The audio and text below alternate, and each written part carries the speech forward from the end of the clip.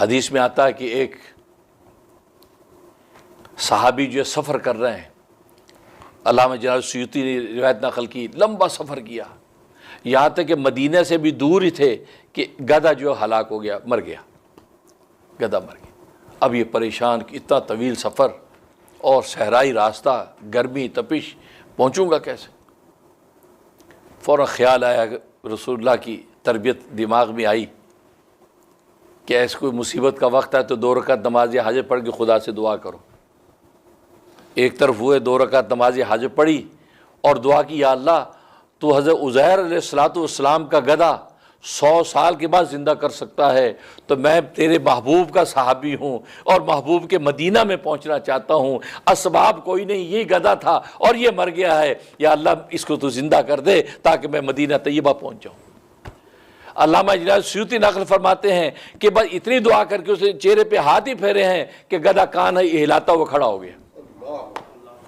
گدھا زندہ ہو گیا اور گدھے پہ سوار ہو کر مدینہ پہنچ رہے۔ یہ وہ حوالہ، تو وہ صحبت،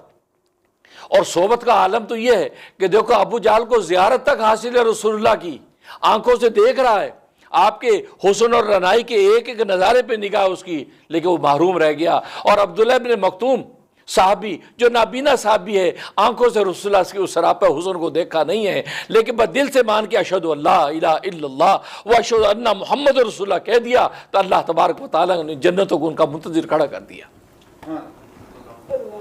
عبداللہ ابن مکتوم اتنا اونچا مقام، اور اتنا اونچا مقام کہ ایک مرتبہ مشرکین مکہ کے روسا مشرکین آئے ہوئے ہیں، آپ ان کو دعوت دے رہے ہیں، اور عبداللہ ابن مکتوم کو خبر نہیں ہوئی تو آ گئے رسول اللہ کو، کہا کہ مجھے فلاں آیت بتا دیجئے، کچھ تعلیم کر دیجئے۔ آپ کو ذرا ناگوار لگا کہ بھئی ابھی بڑے بڑے لوگ بیٹھے ہیں، ابھی ایسے وقت میں انٹرپٹ کر دیا اس نے، تو آپ نے اپنے طور پہ تو صحیح ناگواری محسوس کی کہ درمیان میں کیوں آ گیا، ان کو پتہ نہیں چلا کہ یہاں پر بڑے بڑے لوگوں سے گفتگو ہو رہی۔ آپ نے ذرا ناگواری کی اور ذرا چہرہ پھیر لیا اور ان کو رخصت کیا۔ سورۃ عبس و تولی نازل، عبس و تولی، چیں بجبی ہوا، منہ پھیر لیا، ان جاءہ الاعمی، جب ایک نابینا اس کے پاس آیا۔ اللہ تبارک و تعالی نے ایک محبت کے ساتھ ایک تنبیہ کر دی، ایک ڈانٹ پلا دی کہ یہ جو نابینا ہے یہ تو کچھ سیکھے گا، کچھ ملے گا، اور یہ جو ہے یہ جو نفع اٹھانے آئے پتہ نہیں اٹھائیں گے کہ نہیں اٹھائیں گے، یہ تو بیچارہ سچا عاشق ہے، یہ تو نفع اٹھانے آیا ہے اور آپ اسے منہ پھیر رہے ہیں۔ تو اس کے بعد جب بھی وہ مجلس میں آتے تھے تو رسول اللہ صلی اللہ علیہ وسلم کھڑے ہو جاتے تھے اور فرماتے کہ یہ وہ شخص آ گیا کہ جس کی وجہ سے اللہ تبارک و تعالی مجھ پر عتاب فرمایا۔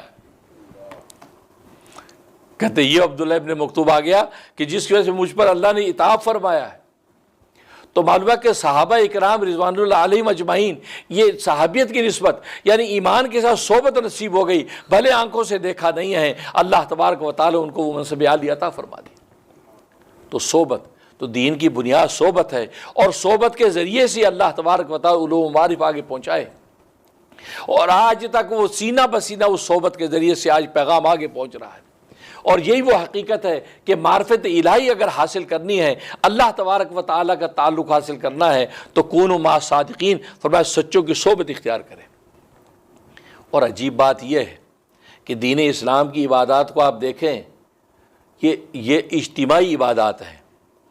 نماز اجتماعی عبادت ہے کہ آپ باجماعت نماز ادا کریں، ایک امام کے پیچھے باجماعت نماز ادا ہو رہی ہے، جمعے کی نماز باجماعت ادا ہو رہی ہے، عید کی نماز باجماعت ادا ہو رہی ہے۔ تو دیکھو یہ عبادتیں اجتماعی کیا ہیں؟ صحبت کی وجہ سے،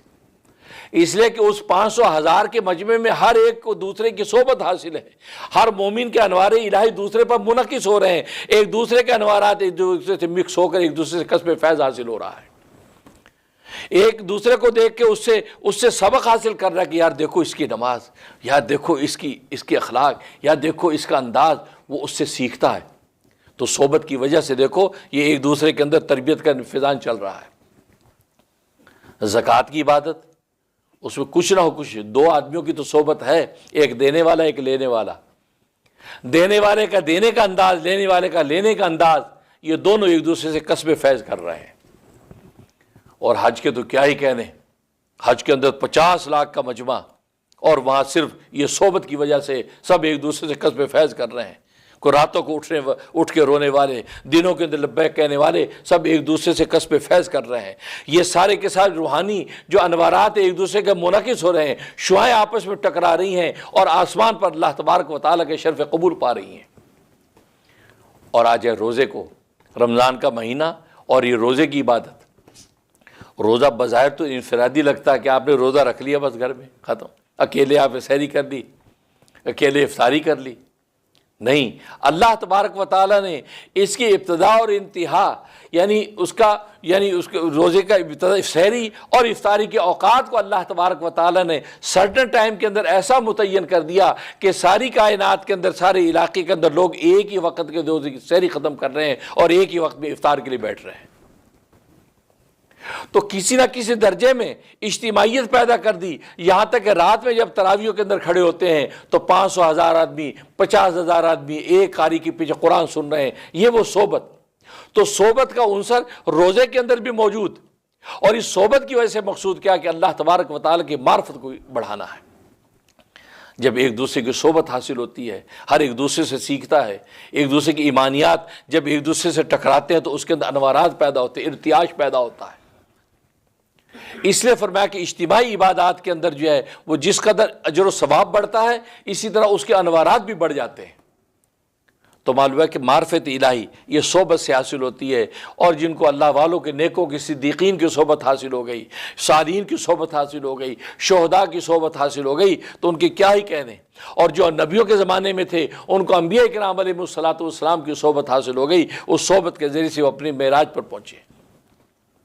اس لیے فرمایا یا ایھا الذین آمنوا اتقوا اللہ، اے ایمان والو تقوی اختیار کرو، وکونوا مع الصادقین، سچوں کے ساتھ جڑے رہو۔